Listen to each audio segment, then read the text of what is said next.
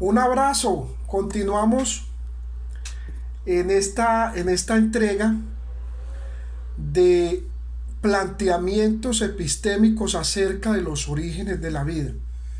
Íbamos a finalizar en el curso pasado, pero hay algunas inquietudes y algunas preguntas que resolver, donde muchos estudiantes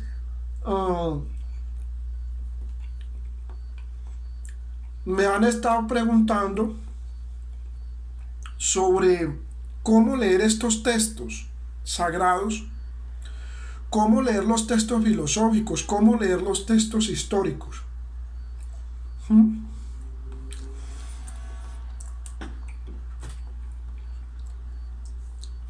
¿Cómo abordar estos textos? Y estábamos hablando de la escatología,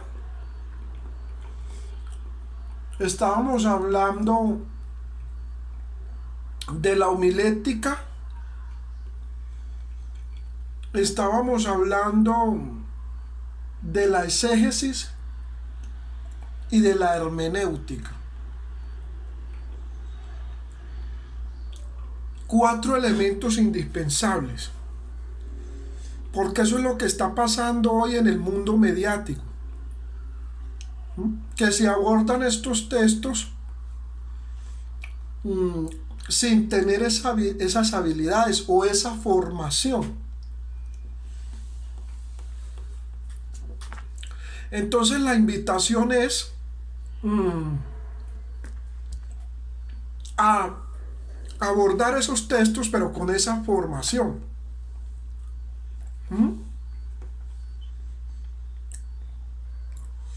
Y estamos diciendo que la exégesis es buscar los orígenes. Por ejemplo, si ustedes van a leer la obra de Gabriel García Márquez, pues van a buscar los orígenes de la obra. O si se van a leer la obra de Fedor Dostoyevsky, Crimen y Castigo, El Jugador, ¿verdad? El Jugador es una gran novela de Fedor Dostoyevsky. Polina, ¿verdad? Tan enamorada y el jugador juegue y juegue, siempre confiando en los juegos de azar. Si ustedes van a leer la obra de Fedor Dostoyevsky, por ejemplo, entonces van a buscar los orígenes. Y esa va a ser la exégesis. La exégesis. Porque todo tiene una exégesis, un origen. Exégesis del génesis, del origen. Si van a leer, por ejemplo,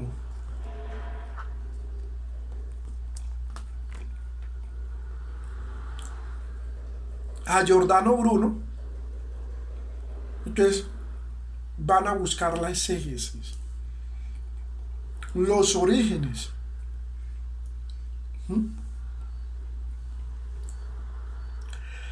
Está lo que es la exégesis científica, la exégesis jurídica. ¿Sí? La exégesis es una palabra que complementa, ¿sí?, los orígenes. La exégesis. Cuando ustedes vean lo que es la homilética, es lo discursivo, la explicación teórica de lo que está referenciando el texto.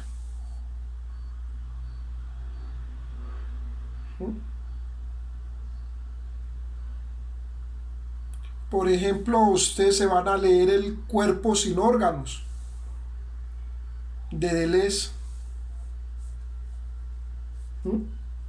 El cuerpo sin órganos de Deleuze. Entonces, la homilética es la teoría, lo que plantea Deleuze en El cuerpo sin órganos.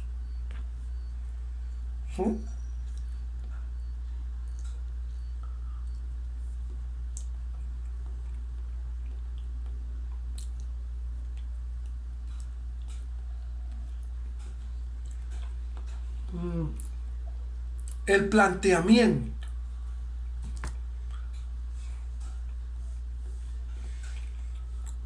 Esa es la homilética. Si se van a leer la obra de Rousseau,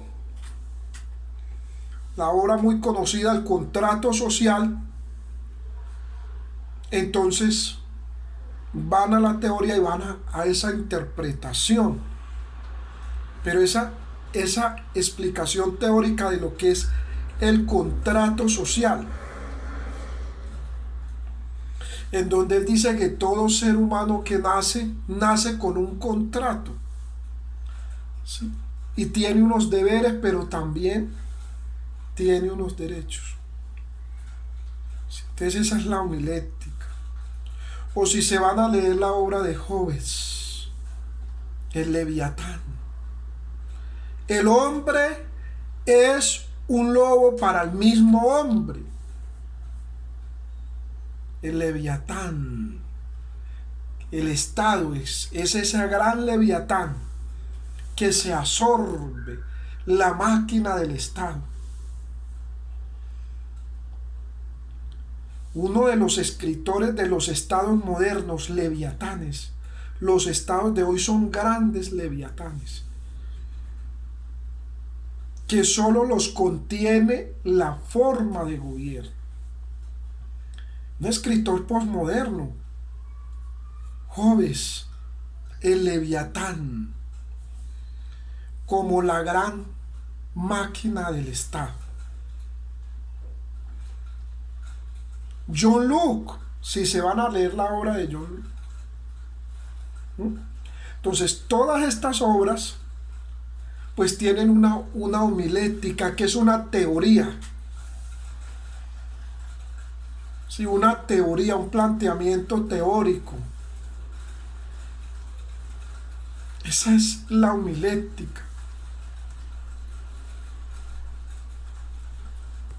El planteamiento teórico. La hermenéutica. La hermenéutica de los textos. Porque hay textos que hay que entenderlos desde una ubicación temporespacial, desde una ubicación geográfica, ubicación temporespacial, ubicación geográfica, lenguaje literario, el lenguaje figurado. Hay que estudiar entonces lo que es los géneros literarios y lo que es las figuras literarias. Esa es la invitación, a seguir este camino, estudiando lo que es las figuras literarias y los géneros literarios, la geografía, donde se desarrolla la obra, donde se desarrolla el texto, la ubicación temporespacial. Y algo muy importante, la línea de tiempo, la generación. Una generación es cada 2000 años. Cada 2000 años la humanidad ingresa a otra generación. O sea que nosotros estamos en una generación que solamente tiene 24 años, es decir, que está joven, está recién nacida esta generación. Por eso es la gran dificultad y el gran desenlace a la hora de entender los textos que estamos leyendo. Sí, esa es la gran dificultad. Pero es porque nos hace falta estudiar esa parte. Ahora, teniendo esos elementos, también tenemos lo que es la escatología. A partir de los textos, a partir de la lectura de los textos históricos, a partir de la lectura de los textos sagrados, se hace una interpretación de lo que posiblemente pueda suceder en el futuro. Y eso es esa escatología. Porque hay las obras caminan en el tiempo.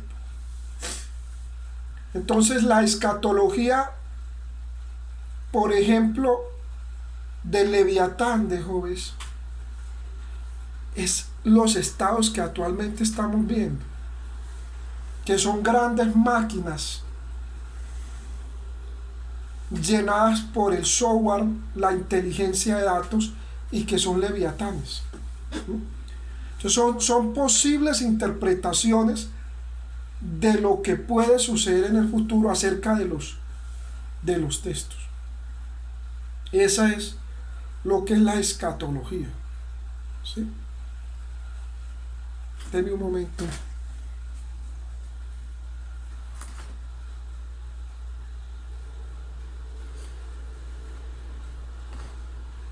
La escatología.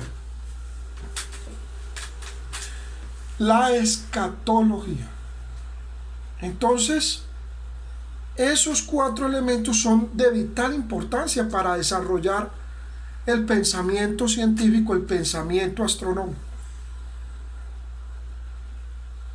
Ahora, a la hora de leer un texto, es posible, y lo mejor es recordar la caverna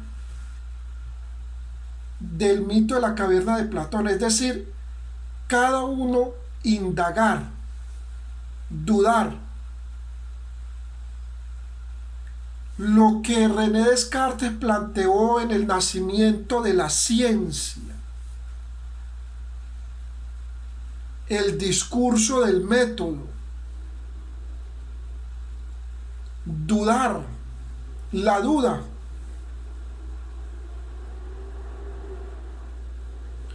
A muchos por dudar los persiguieron. A muchos por tener duda los asesinaron. La Edad Media, la Iglesia asesinó a más de 60 millones de personas por dudar, porque fueron clasificados como herejes en los juicios de la Santa Inquisición, por dudar. La duda. Entonces, la duda es necesaria, dudar de todo.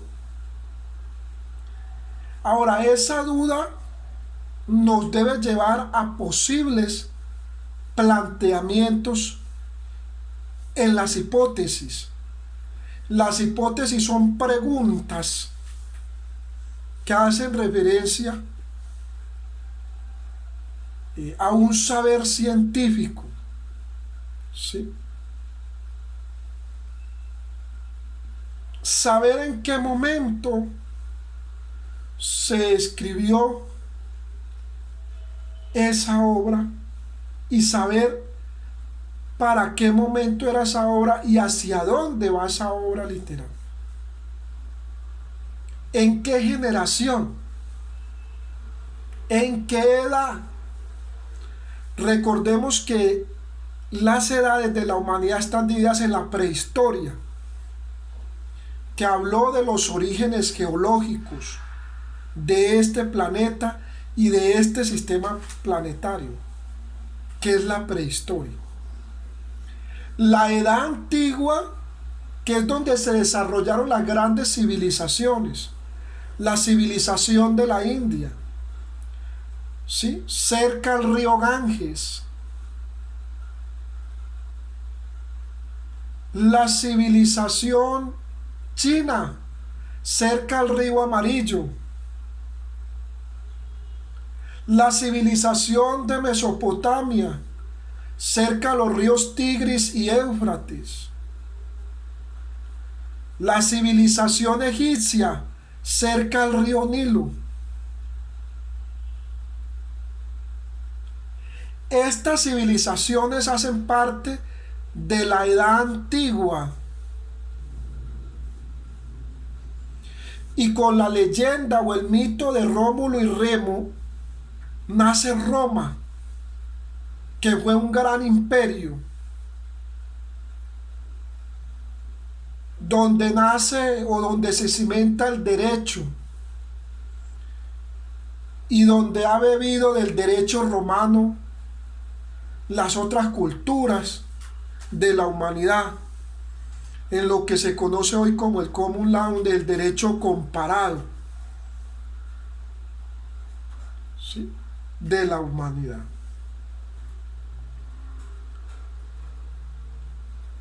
De donde bebieron esas culturas y de donde han bebido. Pero para eso hay que tener respectivamente esta formación y tener ese desarrollo teórico. La edad antigua, el imperio romano, los Césares, Augusto, Tiberio, Calígula, Claudio, ¿cierto? Los Césares del derecho romano, que más adelante vamos a estudiar derecho romano, pero esa es la interpretación, la hermenéutica. ¿En qué época, en qué lugar se desarrolló la obra? La edad antigua, que habla del origen, de los orígenes de las civilizaciones. La modernidad,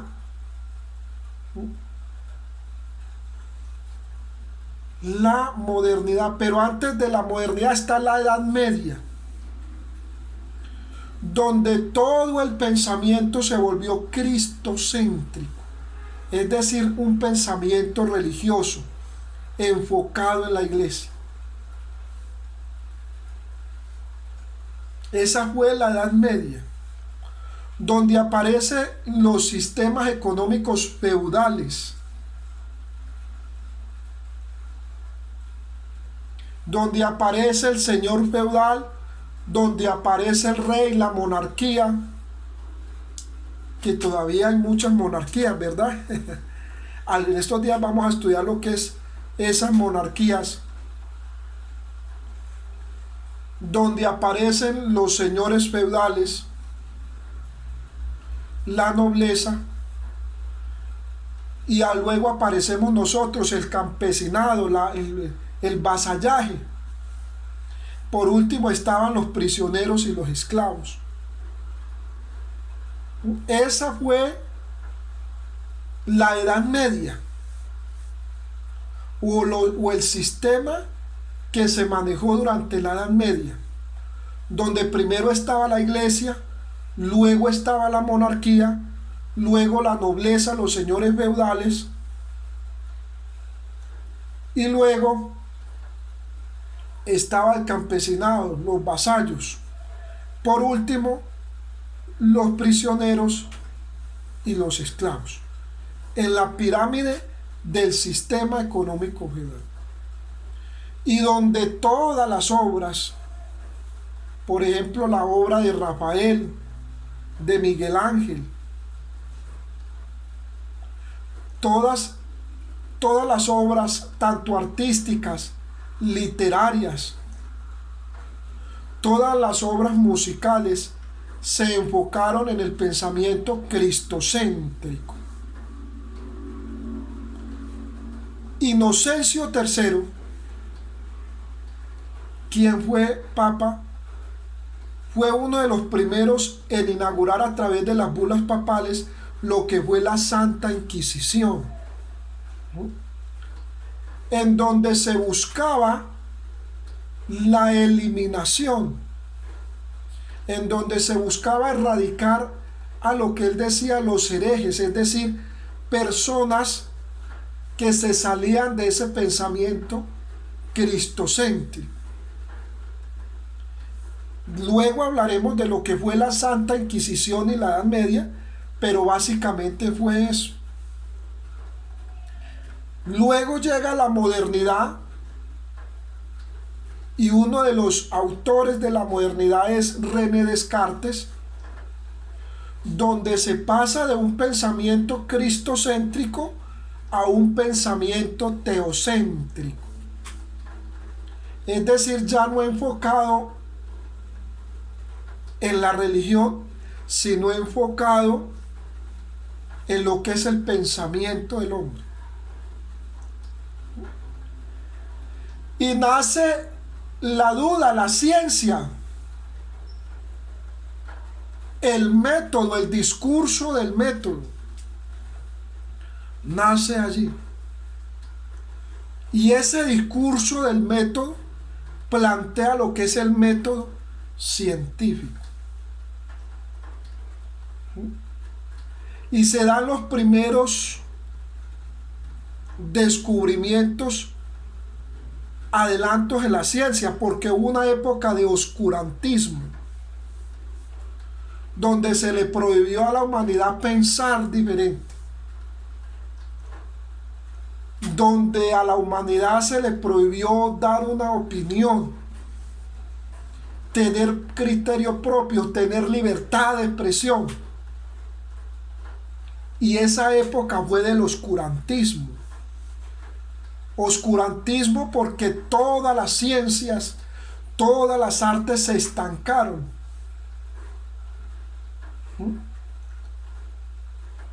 Fue allí donde se criminalizó, por ejemplo, mucho a la mujer que trabajaba con plantas, que trabajaba con mística.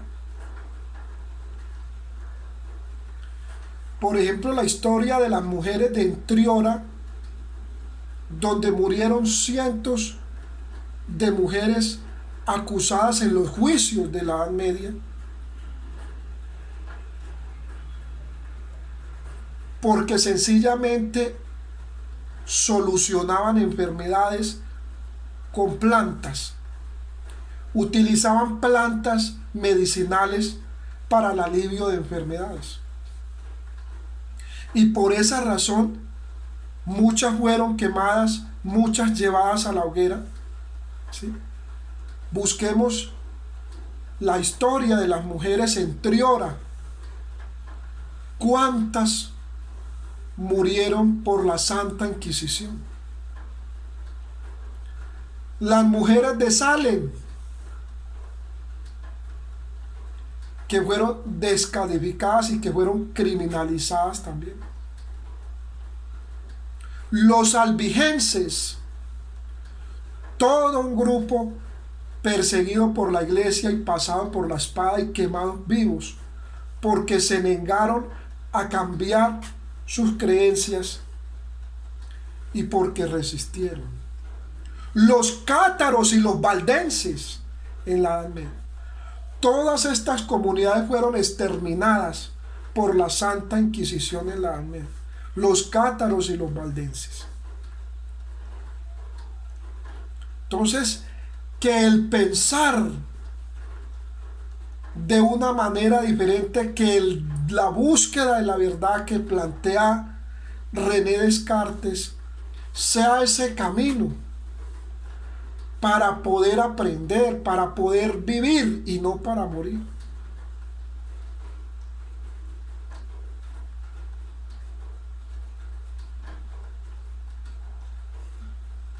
La modernidad nace entonces con ese planteamiento del discurso del método. Y llega con lo que fue la Revolución Francesa, la revolución de la máquina, ¿no? El reemplazo de gran parte de actividades que se hacían manuales, aparece lo que es la máquina. Aparece lo que es la máquina.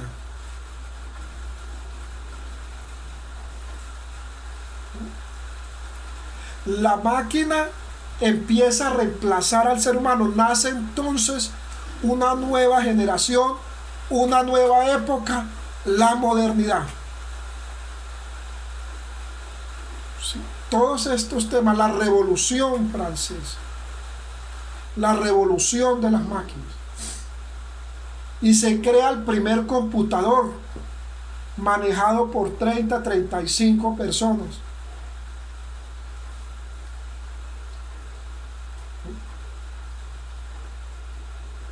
Y luego con Turing, en la Segunda Guerra Mundial, que más adelante vamos a hablar de Turing y su gran importancia en las inteligencias artificiales. Porque Turing, si no hubiera sido por Turing, el mundo hubiera sido conquistado por Alemania, por Adolf Hitler. Pero gracias a Alan Turing, quien es pionero en las inteligencias artificiales, por primera vez una máquina leía un sistema de códigos alemanes, y los códigos alemanes eran imposibles de descifrar hasta que llegó la máquina de Turing, con el inicio de las inteligencias artificiales, para llegar hasta el día de hoy al software, a la generación del software, de la programación, ¿sí?, de las inteligencias artificiales. Entonces, todas esas interpretaciones que estamos invitando, hay que hacerlas. Estudiar cada edad, sus tiempos, sus orígenes.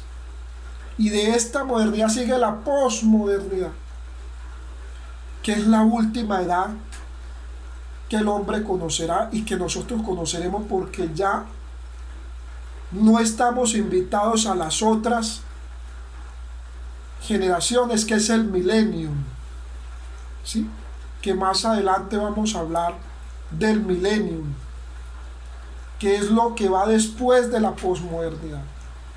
Es decir, lo que nosotros le vamos a dejar a la generación que viene, el millennium.